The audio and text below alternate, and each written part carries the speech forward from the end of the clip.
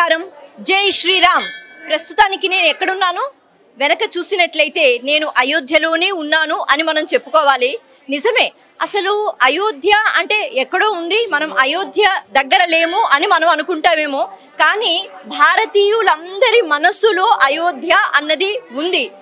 ఆ అయోధ్య అన్నది ప్రతి ఒక్కరి గుండెల్లో ఉంది. ఆ గుండెల్లో, ఆ అయోధ్యలో, ఆ రామ మందిరంలో శ్రీరామచంద్రమూర్తి ఉన్నారు అంటే మన ప్రతి మనసులో కూడా శ్రీరామచంద్రమూర్తి ఉన్నారు. అయితే మనం చూస్తున్నాం అద్భుతంగా ఈ అయోధ్య రామ మందిరం ఏదైతే ఉందో ఇది మనం ఇక్కడ ఉంటూనే చూడవచ్చు. ధర్మకోల్తో తయారు చేశారు ఈ అద్భుతమైన ఆలయము. మరి ఈ ఆలయాన్ని దర్శించుకుంటూ అలాగే ఈ ఆలయం ఏ ఆలయంలో ఉందో ఆ ఆలయాన్ని కూడా మనం ఈరోజు దర్శించుకుందాం. ఎందుకంటే ఇది కేవలం ఒక ఆలయము అంటే సరిపోదు. మనకి జీవితము అంటే పూల బాట కాదు అని చెప్తూ ఉంటారు కదా. జీవితంలో చాలా కష్టాలను మనం ఎదుర్కొంటూ ఉండాలి. అయితే ఈ కష్టాలకి ఒక్కొక్కసారి పరిష్కారం అన్నది దొరకదు. అటువంటి సమయంలో ఏం చేయాలి? మనుషులం కదా, ఇంతేనా జీవితం అని జీవితం అక్కడ ఆగిపోతుంది అంటే కుదరదు. ముందుకు వెళ్ళాలి.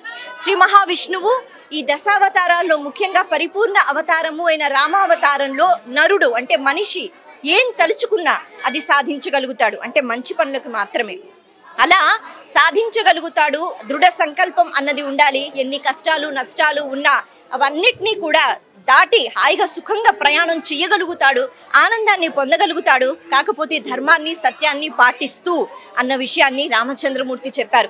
మనం ఇప్పుడు ఏ ఆలయంలో అయితే ఉన్నామో ఈ ఆలయం శ్రీ సీతారామచంద్రమూర్తి ఆలయం. ఇది రాంబాగ్లో ఉంది. ఇది చాలా పురాతనమైన ఆలయం.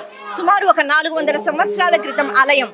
ఇక్కడ రాముడు ఈ విషయం ఏదైతే మనం చెప్పుకుంటున్నామో అంటే మన కష్టాలు ఒక్కొక్కసారి తీరని కష్టాలుగా అనిపిస్తూ ఉంటాయి కదా, అటువంటి సమయంలో కూడా మన కష్టాలలోంచి మనల్ని బయట పెట్టేటట్టుగా శ్రీరామచంద్రమూర్తి అనుగ్రహాన్ని నిత్యం ఇస్తూ ఉంటారు.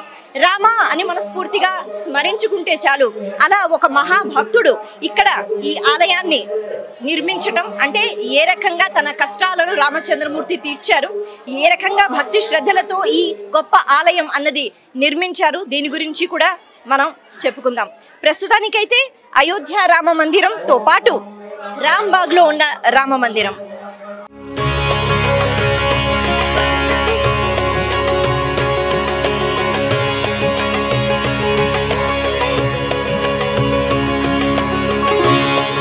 శ్రీ సీతారామచంద్ర స్వామి ఆలయం రాంబాగ్. ఇది చాలా పురాతనమైన ఆలయం. ఎంత పురాతనం అంటే ఈ ఆలయానికి సంబంధించి ఒక విషయం గురించి మనం మాట్లాడుకోవాలి. ఆ విషయం గురించి మనం మాట్లాడుకోవాలి అంటే కొంచెం వెనక్కి వెళ్ళాలి. అంటే ఇలా వెనక్కి వెళ్ళడం కాదు, కొన్ని సంవత్సరాలు మనం వెనక్కి వెళ్ళాలి. ఎన్ని సంవత్సరాలు అంటే అబ్బో చాలా సంవత్సరాలు. అయితే ఆ సంవత్సరాల క్రితం జరిగిన ఒక సంఘటన నేను చాలా చక్కగా ఒక మంచి కథ రూపంలో చెప్తాను. అది కథ కాదు, నిజంగా జరిగిన విషయమే. కాకపోతే కథ అంటే మీరు బ్రహ్మాండంగా వింటారు కదా, అందుకే అన్నమాట. అయితే ఒకానొక సమయంలో అంటే 1790 ఆ ప్రాంతంలో ఆ సంవత్సరంలో భవానీ ప్రసాద్ భట్నాగర్ అని ఒక వ్యక్తి ఉండేవారు. ఆయన ఉత్తర భారతదేశానికి చెందినవారు. అయితే అప్పట్లో ఇక్కడ నిజాములు పరిపాలిస్తూ ఉండేవారు కదా. అయితే అలా నిజాం కాలంలో నిజాములు వీరిని అక్కడ ఉత్తర భారతదేశం అక్కడి నుంచి తీసుకుని వచ్చారట. ఎందుకు అంటే వారి దగ్గర పనిచేయటానికి. ఆయన రెవెన్యూ కలెక్టర్గా ఉండేవారు. ఒక మంచి హోదా, ఒక మంచి ఉపాధిలో ఉంటూ ఉండేవారు. ఆయనకి అన్ని భాషల మీద పట్టు ఉంటూ ఉండేది. ముఖ్యంగా పర్షియన్ లాంగ్వేజ్ మీద చాలా బాగా పట్టు ఉండేదట. అందుకని అతన్ని ఏరి కోరి తెచ్చుకున్నారనమాట. మరి ఇంతేనా కాదు, మన్సబ్ అని అంటూ ఉండేవారు. అటువంటి చక్కని ఉపాధిలో ఆయన ఉంటూ ఉండేవారు. చాలా ఆనందంగా ఆయన జీవితం అన్నది గడిచిపోతూ ఉండేది. ఆయనకి ఒక కుమారుడు, ఒక కుమార్తె. మరి ఉన్నతమైన హోదా, బోళ్ళంత డబ్బు ఉంది, అంత బాగానే ఉంది. ఒకానొక సమయంలో ఒక పెద్ద విషాదం జరిగింది ఆయన జీవితంలో. ఆయన కుమారుడికి పెళ్లి సంబంధాలు చూస్తున్నారట. దానికోసం వివిధ ప్రదేశాలు తిరగటం, అందరినీ కలవడం జరుగుతోంది. అయితే ఉన్నట్టుండి అకస్మాత్తుగా పాపం ఆ కుమారుడు చనిపోయాడు. అది ఎంత పెద్ద విషాదం అంటే మన ఇంట్లో ఎవరైనా చనిపోతే ఆ బాధకి ఇంకా ఏముంటుంది, ఆ బాధ ఆ కష్టం అన్నది తీరదు. డబ్బులు లేకపోయినా ఏదో ఒక రకంగా సంపాదించవచ్చేమో, కానీ ఇటువంటి బాధలకి అసలు ఎటువంటి నివృత్తి ఉంటుంది? ఉండదు కదా. ఆ బాధలో ఆయన అంటే ఏం జరిగింది, అప్పటి వరకు జీవితం ఒకలా సాగింది, అప్పుడు పూర్తిగా వేరేగా మారిపోయింది. ఆయనకి ఏం అర్థం కాలేదు. ఆయన పూర్తిగా విషాదంలో ఉండిపోయాడు. చిన్న పిల్లవాడు, అపమృత్యువే కదా. పెళ్లి సంబంధాలు చూస్తాను, ఆనందంగా పెళ్ళైపోతుంది, హాయిగా ఉంటాము అని అనుకుంటున్న సమయంలో అనుకోకుండా చనిపోవడం అన్నది చాలా బాధాకరమైన విషయం. అయితే వాళ్ళ ఇంట్లో ఎప్పుడు పూజలు చేసే అర్చక స్వామి ఉంటారు కదా, అతని దగ్గరికి వెళ్ళి ఇంత బాధ నేను తట్టుకోలేకపోతున్నాను, మరి ఈ బాధ నుంచి బయటపడాలంటే ఏం చెయ్యాలి అంటే, ఇప్పుడు తను కుమారుడు పోయాడని తను కూడా వెళ్ళిపోలేడు కదా, పుట్టడం వెళ్ళిపోవడం అన్నది మన చేతుల్లో ఉండదు. మరి ఈ బాధకి కారణం ఏమిటి, ఎందుకు ఇలా జరిగింది, నేను ఈ బాధ నుంచి ఎలా బయటపడాలి, నాకు ఏదైనా మీరు చెప్పండి అని వేడుకుంటే, అప్పుడు ఆ అర్చక స్వామి ఆయన చెప్తారు, మీ దగ్గర ధనం ఉంది కదా, కాబట్టి మీకున్న కష్టం నుంచి మీరు బయటపడాలి అంటే రాముల వారికి ఒక ఆలయం నిర్మించండి అంటారు కదా. రామనామం ఎక్కడ చెప్తే, రామనామం ఎక్కడ జపిస్తే కష్టాలన్నీ పోతాయి. అయితే కష్టాలు అనుభవించవలసిన అవసరం లేదా, కష్టాలు అనుభవించాడు శ్రీరామచంద్రమూర్తి కూడా, కాకపోతే అనుభవించే శక్తి అన్నది మనకు వస్తుంది. మనం చూస్తున్నాం ఇక్కడ గోశాల కూడా ఉంది,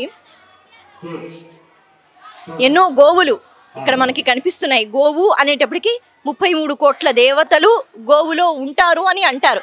అంటే అలా వెతికి చూడటం అన్నది కాదు, గోవు అంత మహోత్కృష్టమైన జీవి అని ఇక్కడ చెప్పటం అనమాట. ఎందుకంటే గోమాత మనకి అందించిన అనుగ్రహం అంతా ఇంత కాదు కదా, అందుకనే గోవుని మనం మాత అని అంటూ ఉంటాం. సరే, మనం మళ్ళీ కథలోకి వచ్చేద్దాం. అయితే ఇప్పుడు ఆ అర్చక స్వామి మీ దగ్గర డబ్బులు ఉన్నాయి కాబట్టి మీరు ఒక ఆలయాన్ని నిర్మించండి అని అంటే, సరే అండి ఖచ్చితంగా అని చెప్పి ఆయన దగ్గర ఉన్న ఆ డబ్బులు ఏవైతే ఉన్నాయో దాంతో ఒక అద్భుతమైన ఆలయం నిర్మించారు. ఎక్కడుంది ఆలయం అంటే ఇప్పుడు మనం చూస్తున్న ఈ ఆలయం అనమాట. అందుకని అప్పుడు రాంబాగ్లో ఈ ఆలయాన్ని నిర్మించారు. ఇది 1810లో నిర్మించారు. అయితే ఆలయం అంతా కట్టేశారు. మరి అప్పుడు విగ్రహాలు ముఖ్యం కదా, మరి ఈ విగ్రహాలు ఎక్కడి నుంచి తీసుకుని వస్తారు, విగ్రహాలు ఎవరు తయారు చేస్తారు, ఎవరితో తయారు చేయించాలి, ఏ రకంగా చేయించాలి, ఇది ఒక పెద్ద ప్రశ్న. అటువంటి సమయంలో ఆయనకు ఒక కళ వచ్చిందట. ఏమిటా కళ అంటే, ఆ కళలోనే మన సంకల్పం అలా ఉంటే భగవంతుని యొక్క సహకారం ఉంటుంది కదా. రాముడి గురించే స్మరించుకుంటూ రామునికి ఒక ఆలయం, అద్భుతమైన ఇటువంటి ఆలయం నిర్మించిన తర్వాత రాములు వారు సహాయం చేయకుండా ఉంటారా, ఆయన కల్లో కనిపించారు. కల్లో కనిపించి ఏం చేశారు అంటే, విగ్రహాలు ఫలానా దగ్గర ఉన్నాయి, అక్కడికి వెళ్ళి తెచ్చుకో అని చెప్పారు. అంటే అప్పట్లో గద్వాల్ సంస్థానంలో ఆ విగ్రహాలు ఉన్నాయి. నిజంగానే అక్కడ రాముల వారి విగ్రహం, సీతమ్మ వారు, అలాగే లక్ష్మణస్వామి విగ్రహాలు ఉన్నాయి. ఎవరి దగ్గర ఉన్నాయి అంటే, అప్పట్లో అక్కడ ఒక అర్చక స్వామి ఉండేవారు, ఆయన వెంకటరమణాచారి గారు, ఆయన అధీనంలో విగ్రహాలు ఉండేవి. అప్పుడు ఈయన ఈ విషయం తెలుసుకున్న తర్వాత అక్కడికి వెళ్ళి వారిని అడిగి ఇలా ఆలయం నిర్మాణం చేశారని చెప్పిన తర్వాత వారు ఆనందంగా ఆ విగ్రహాలను ఇచ్చారు. అలా ఆ విగ్రహాలను తెచ్చి ఇక్కడ ఒక అద్భుతమైన ఆలయాన్ని నిర్మించారు 1810 ఈ సంవత్సరంలో. అంటే మనం ఊహించుకోవాలి ఎంత పురాతనమైన ఆలయం ఇది. చాలామందికి తెలియకపోవచ్చు ఈ ఆలయం గురించి. కానీ ఇక్కడ భవానీ ప్రసాద్ గారు అప్పట్లో అంత కష్టం వచ్చినప్పుడు, వెళ్ళిపోయిన కుమారుడు ఎలాగో తిరిగి రాలేడు, కాకపోతే కొన్ని బాధలు ఉంటాయి, ఆ బాధలలోంచి మనం బయటపడాలి అంటే భగవన్నామ స్మరణ, ముఖ్యంగా తారక మంత్రము అని అంటూ ఉంటాం కదా. శ్రీరామచంద్రమూర్తి రామ రామ అని మనం మనస్ఫూర్తిగా ఎంత మనం అనుకుంటూ ఉంటామో, ఎంత రామనామాన్ని మనం జపిస్తూ ఉంటామో అంత మన మనసు అన్నది ప్రశాంతంగా ఉంటుంది. కష్టాలు అన్నవి ఎలాగో వస్తూ ఉంటాయి, మనుషులం కదా.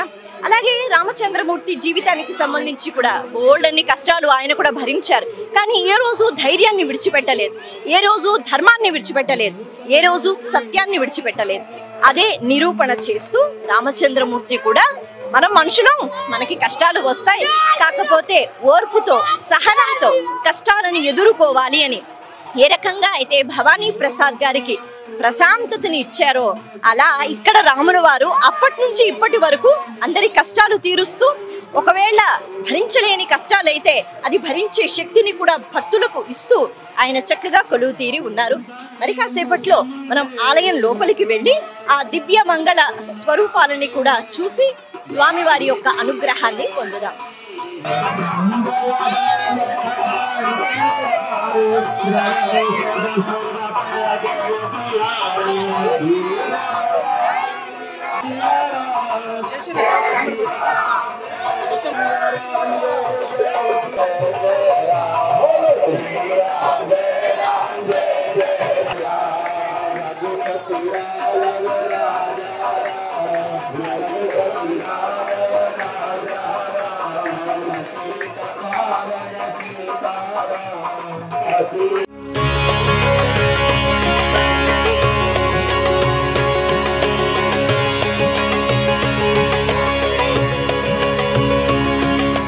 రాంబాగ్లో ఉన్న అతి పురాతనమైన, ఇంకా కేవలం రాంబాగ్లోనే కాదు హైదరాబాద్లోనే అతి పురాతనమైన రామచంద్రస్వామి ఆలయంలో మనం ఉన్నాము.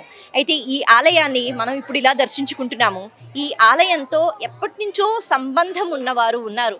మనతో ఉన్నారు ఠాకూర్ అర్జున్ సింగ్ గారు. నమస్తే సార్. మరి ఈ ఆలయం గురించి ఈయన కన్నా ఎక్కువగా ఎవరికి తెలియదు. ఎందుకంటే అసలు ఇక్కడ ఆలయం అంటే ఇప్పుడు మనం చూస్తున్నట్టుగా లేని సమయంలో ఈయన కృషి అన్నది చాలా మనకి కనిపిస్తుంది. వారి మాటల్లోనే మనం తెలుసుకుందాం ఈ ఆలయంతో మీ అనుబంధం. నా పేరు ఠాకూర్ అర్జున్ సింగ్. నేను 2002లో వచ్చినా. నేను అప్పటికి టెంపుల్కి ఏం డెవలప్మెంట్ లేకుండే. నాకు దేవుడు సీతారామచంద్ర స్వామి నాకు ఒక కళలో వచ్చి అవి ఏదో ఒకటి రూపంలో వచ్చి నాకు చెప్పారు దేవునికి రావాలని టెంపుల్కి. అప్పటి నుంచి కొద్ది కాపాడుకుని దేవునికి డెవలప్మెంట్ మనమే. కానీ ఆ దేవునిది నా మీద చాలా ఆశీర్వాదం ఉంది. ఆ ఆశీర్వాదంతో నేను నా గుడి తరపున నేను కూడా డెవలప్మెంట్, దేవుడు అక్కడే నాకు కూడా డెవలప్మెంట్ ఇచ్చిండు. నాకు ఆయన చాలా ఆశీర్వాదం ఉంది. దీనికన్నా నాకు ఏం వద్దు. ప్రతి నాకు దేవునితో అదే కోరుకునేది. ఎప్పుడు నాకు దేవుడు నా మీద ఆశీర్వాదం. నాకు పైసలు ఏమొద్దు, నాకు దేవుని ఆశీర్వాదం ఉంది. నేను ఏదైనా చేస్తే ఆయన ఇచ్చే పైసలతోనే ఆయన ఏదో పర్సంటేజ్ తీసి డెవలప్మెంట్ కొద్ది చేస్తున్నా. నాకు అదే శక్తి దేవుడు ఇస్తున్నా. ముందుగా అదే ఆలోచించి నాకు ఇదే ఆశీర్వాదం, నా పిల్లలకి అందరికీ ఉన్న భక్తులకి అందరికీ ఇదే ఆశీర్వాదం దొరకాలని దేవునితో కోరుతున్నాను. స్వామివారు కళలోకి వచ్చి మీకు అంటే దీనికి ఏ రకంగా మీరు అభివృద్ధి చేయాలి అన్నది చెప్పారు. మరి ఈ భక్తి అన్నది అంటే అప్పుడు ఆ సమయంలో స్వామివారి కల్లోకి వచ్చినప్పుడేనా, లేకపోతే అంతకు ముందు నుంచి కూడా రామసేవ చేయాలని, లేకపోతే ఆ ముందు నుంచే నాకు రామసేవ చేయాలి. అప్పటికే నాకు అనుకుంటున్నా ఈ టెంపుల్ ఒకసారి 96లో వచ్చింటి నేను. తర్వాత నేను అనుకున్నా దేవుడు ఇంత పెద్ద టెంపుల్ నాకు అవకాశం ఇస్తే బాగున్నా అనుకున్నా. కానీ నాకు 2002లో నాకు దేవుడు ఇక్కడ పంపించేసి నేను అనుకున్నాక అన్ని పనులు నాకు ఆయన చేపిస్తున్నాడు. నాకు డెవలప్మెంట్ ఆయన తరం చేసి నాకు ఫ్యూచర్లో డెవలప్మెంట్ నాకు ఆయన మీద నాకు ఆశ ఉంది, వేరే మీద ఆశ. అంతే కదా, శ్రీరామచంద్రమూర్తిని నమ్ముకుంటే అసలు ఎవరికి ఇది కష్టము అని అనిపించదు. ఎంత పెద్ద పని చెయ్యాలన్నా కూడా చాలా తేలిగ్గా చేసేస్తారు. సేతు నిర్మాణమే మనకి నిదర్శనం. రామచంద్రమూర్తి తలుచుకుంటే ఆ లంకకు సేతు నిర్మాణమే జరిగింది. అటువంటిది ఇటువంటి మహాభావులు, మహాభక్తులు వీళ్ళు అంటే మనస్సంకల్పం అలా ఉండాలి. నాది యాక్చువల్ నాకు రియల్ ఎస్టేట్ బిజినెస్ నాది. నాకు దేవుంది నేను పర్సంటేజ్ పెట్టుకున్నాను. ఏదో నాకు లాభం దొరికితే దాంట్లో ఒక 10% దేవునికి తీస్తాను. నాకు ఆయన ఒక పార్ట్నర్షిప్ లెక్క పెట్టుకున్నాను. ఆయన అంతా నాకు ఎప్పుడు ఏం లాస్ కాకుండా చూసుకుని దాన్ని బట్టి ఇంకా డెవలప్మెంట్ ఇంకా చేసి ఉన్నది. నేను అనుకున్న ఒక 1 yearతో మొత్తం పేదగా రినోవేషన్ వర్క్ స్టార్ట్ చేసి ఉన్నాను. ఆయన ఆశ అనేది అన్నీ అనుకుని అవుతుంది. నాకు ఒక దేవుని ప్రార్థన ఉంది. థ్యాంక్స్ అండి. థ్యాంక్ యూ ఠాకూర్ అర్జున్ సింగ్ గారు. మరి కాసేపట్లో మనము గర్భగుడిలోకి వెళ్ళి అక్కడ శ్రీరామచంద్రమూర్తి దర్శనం కూడా చేసుకుందాం.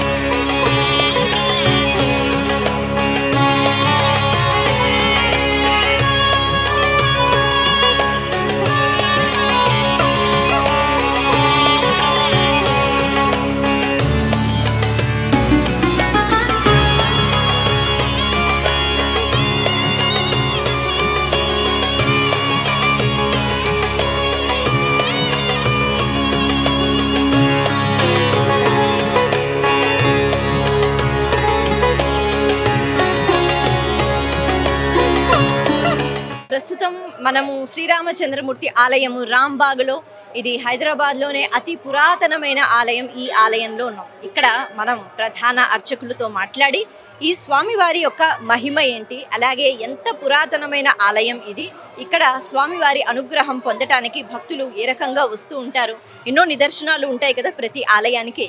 అలా ఈ ఆలయం గురించి తెలుసుకుందాం. నమస్తే అండి. నా పేరు తిరుమల ప్రభాకర్ శ్రీనివాస్. నేను ఇక్కడ ప్రభుత్వంచే నియమించబడ్డ అర్చకుడిగా పనిచేస్తున్నాను. అయితే ఇవాళ అయోధ్యలో ఏదైతే జరుగుతోందో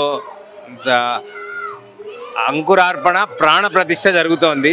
ఏది శ్రీరాముడి యొక్క దేవాలయానికి రామలల్లాని అక్కడ ప్రతిష్టాపిస్తున్నారు. ఆ సందర్భంగా దేశంలో ఎంత గొప్ప సెంటిమెంట్ ఉందంటే, మేము ఇవాళ ఏదైతే భక్త సందోహం నేల ఈనినట్టుగా వచ్చినారన్నమాట. ఇంత సందోహము నా జీవితంలో నా ఒక 45 సంవత్సరాల నుంచి నేను ఇక్కడ చూస్తున్నా. చిన్నపిల్లవాడిగా ఉన్నప్పటి నుంచి ఇంత భక్త సందోహాన్ని నేను ఎప్పుడూ చూడలేదు. ఏమిటి అంటే, రాముడు తన విశ్వరూపం ప్రదర్శిస్తున్నాడా అన్నట్టుంది. అంత గొప్పగా ఉంది ఇవాళ ఆ సందర్భం. అది కాకుండా ఈ ఆలయ చరిత్రకు వస్తే, ఈ ఆలయము 300 సంవత్సరాల ప్రాచీనమైందనమాట. ఇది నిజాం నవాబ్ సర్కార్ పాలనలో ఒక ఆయన ఉత్తర భారతదేశానికి చెందిన రాజవంశీకుడు.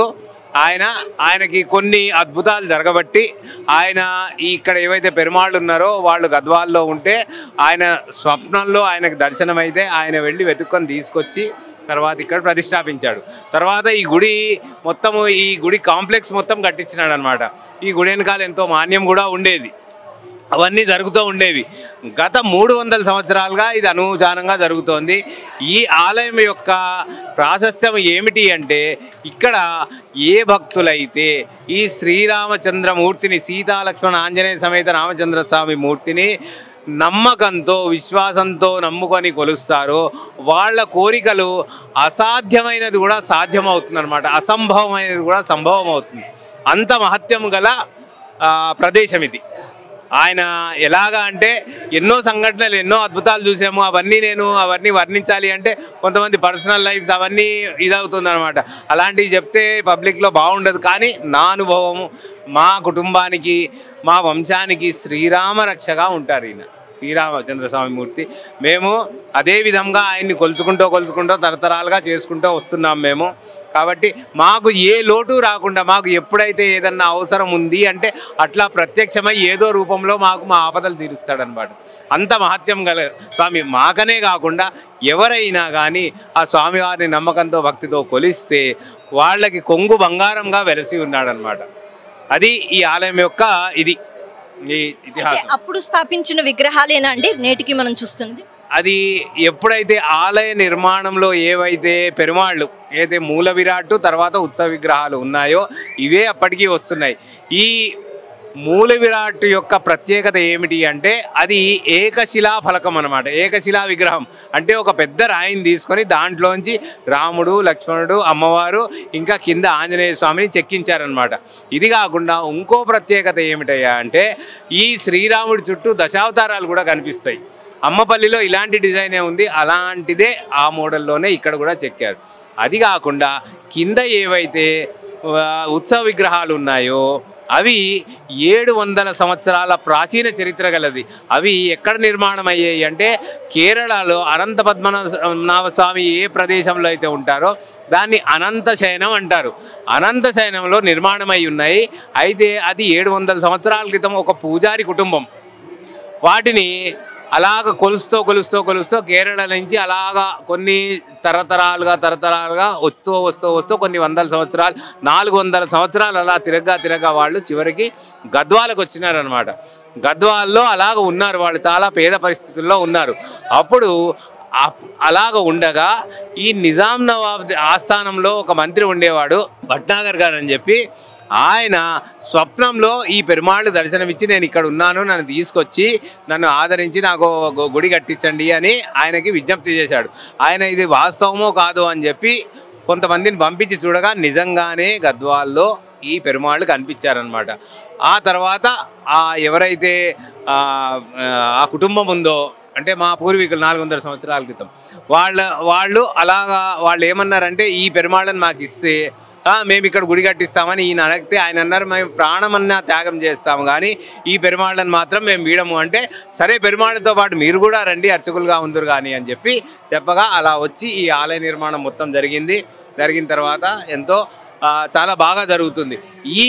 ఈ ఆలయానికి జరిగే ఉత్సవాలు ఏమిటయ్యా అంటే ఒకటి శ్రీరామనవమి, తర్వాతి రోజు జాతర జరుగుతుంది అన్నమాట, రథోత్సవం. అవి చాలా ఘనంగా జరుగుతాయి. అది కాకుండా విజయదశమి కూడా చాలా ఘనంగా జరుగుతుంది.